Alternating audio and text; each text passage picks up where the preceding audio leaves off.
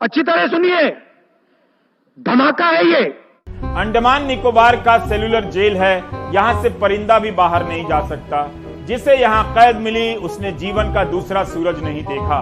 बहुत से स्वतंत्रता सेनानी लौटे ही नहीं, कुछ लोग लौटे मगर माफी मांगने के बाद।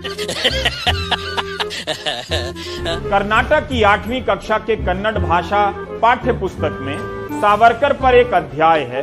इसके एक पैराग्राफ में लिखा गया है कि जिस कमरे में सावरकर को रखा गया था उसमें एक भी छेद नहीं था, पर एक बुलबुल उनके इस कमरे में आती थी और सावरकर उसके पंखों पर बैठकर जेल से बाहर निकलते थे ताकि वो अपनी मातृभूमि को देख सकें।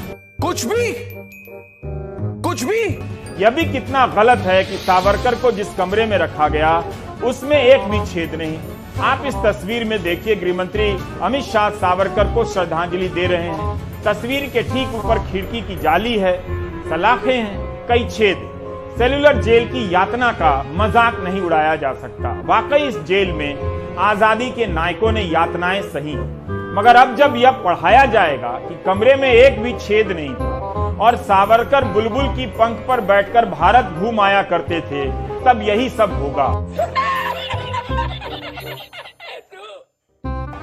लगता है लेखक साहब पुष्पक विमान भूल गए। इससे हमें यह भी पता चलता है कि लोग बुलबुल की पंख पर उड़ा करते थे। इस जानकारी से एनआरआई अंकिलों में खुशी की लहर दौड़ पड़ेगी कि भारत तो पहले से ही विश्व गुरु था, लोग पंख से उड़ा करते थे।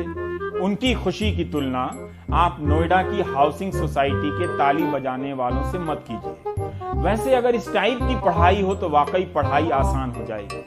कोचिंग करने की जरूरत नहीं होगी। जिसे जो मन आएगा बोलेगा, लिखेगा, पढ़ाएगा।